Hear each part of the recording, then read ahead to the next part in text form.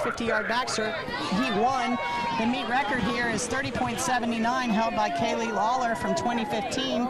So let's see if this one goes down. It's got it circled, so it must mean it's within reach.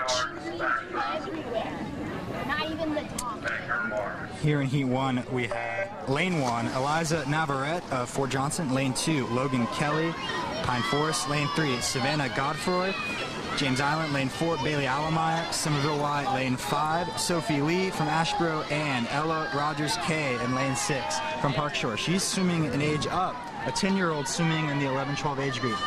That takes some guts. It sure does. It's a great thing to see, though. I think it builds a lot of confidence for swimmers to try that out. And it helps their team out. I mean, this is not just an individual sport. This is a team sport. And it's important to fill in those gaps where they need to be filled in. And we have a close race here between lanes 2 and 3 heading into the finish. Lane 3, Savannah Godfroy taking that. So that was interesting. Lane 2 glided into the finish, it looked like, and Lane 3 took that extra stroke. I hear a lot of back and forth on what is better in that situation. What would you say to your swimmer in a backstroke race heading in? Take an extra stroke, or do you go under and glide at the end? I just like kids to kick like crazy when they get inside the flags. I mean, you make no mistakes if you've got a strong kick on the finish. I always tell swimmers to kick through the wall, not to the wall. And that makes a big difference, I think, on those finishes. That's a good point, especially if you're going to glide that last arm. You really got to be kicking strong, because obviously if your arms aren't doing anything, your legs need to. Also coming into this is, you know, I'm sure all these swimmers have practiced their backstroke count and their finish, but then once you get in the race, your adrenaline is pumping, and whereas in practice your stroke count may have been 5, all of a sudden it's 3 or 4 coming into the race. So definitely a factor in the 50 backstroke is who really has nailed their finish. That's right, that's right. And we got a big lead here by Kate Kowalski in lane 3 from Daniel Island.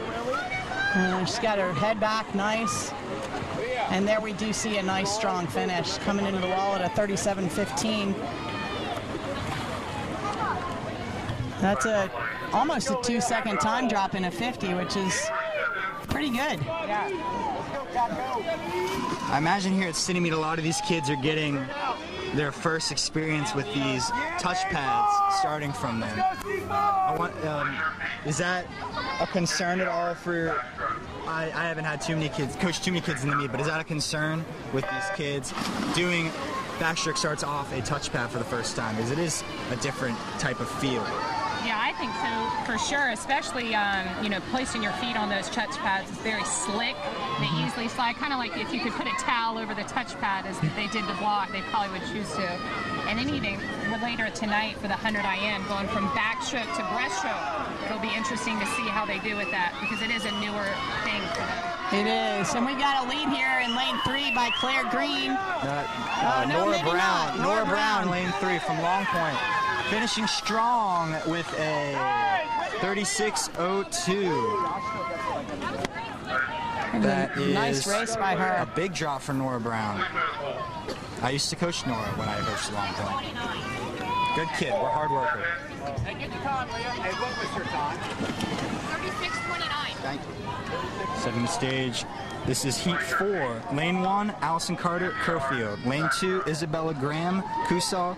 Lane 3, Alyssa Almager, Long Point. Lane 4, Emma Horn, Northbridge. Lane 5, Kristen McSwain, Legend Oaks. And rounding out the field, Lane 6, Helen Hamilton.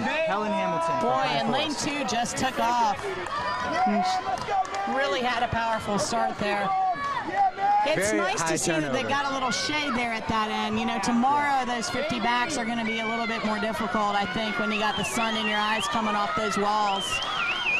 Really like the turnover rate here in lane 2, although it is starting to fade a bit. But if you go out fast, you know. Nice finish too, lane 2. Nailed her finish. That's a 35.07. That was Isabella Graham winning the heat. 35.07. And that's about a 1.5-second time drop for her. That's a great race. Heat 5. In lane 1, we have Alex LaPlante. Lane 2, Claire Green. Lane 3, Lindsay Burbage. Lane 4, Maeve Marr. Lane 5, Olivia Ackerman. And lane 6, Kaylee Burgess. You know, we see a big range here in the backstroke start as well. You know, a couple years ago, we started to see a transition on the elite level to a more flat back on the start, and you still see a lot of variation on these summer league swimmers, but I feel like the ones that have that flat back are getting off the blocks a little faster. I agree. Otherwise, it's like a back dive down, and then you got to come back up a V shape underwater. It is, and when I was a young swimmer, we used to stand up with our toes in the water, put our hands on the block, and actually dive backwards. Winning that heat was Lindsay Burbage with a time of 33.50. Good little time drop from her. And We got some great sportsmanship by Maeve there in lane 4, shaking hands with Lindsay in lane 3. Heading into your last heat, your top seed is Ann Thompson with a time of 28.69. Lane 1, Lauren Polomsky of Coosaw. Lane 2, Eliza Ford from Park Shore. Lane 3 is Thompson from Sneed Farm. Lane 4, Linnea Ransford from Shyamalan. Lane 5, Kennedy Elwood from Newington. And lane 6, And Bentley there Boyd. we saw Great with Ann, underwater just a from beautiful Ann. example of an underwater. Ann's just a beautiful backstroker. She's a year-round swimmer and ranked on the state level as well. In fact, I think she's seated first in some of those events at the state meet next weekend. And the best backstrokers know exactly how many kicks it takes. Yes, they do, and that transition to the swim is so important. Great time from Ann Thompson, 28.39. Takes 3/10 off of her season best and crushes the city record held by Kaylee Lawler. 2-second drop from that. And we see some great sportsmanship there. It's just so nice to see swimmers from different teams supporting one another when they do well. And a lot of these kids know each other from year-round teams, from school. It's fun to see them, even if they're rivals today. You know, they're still good friends. All right, we got a few sponsorship announcements here. Cruise Subaru, one of our sponsors at this meet. It's no surprise that nearly every Subaru's owner uses love to describe how they feel about their Subaru. You've got a friend in the car business.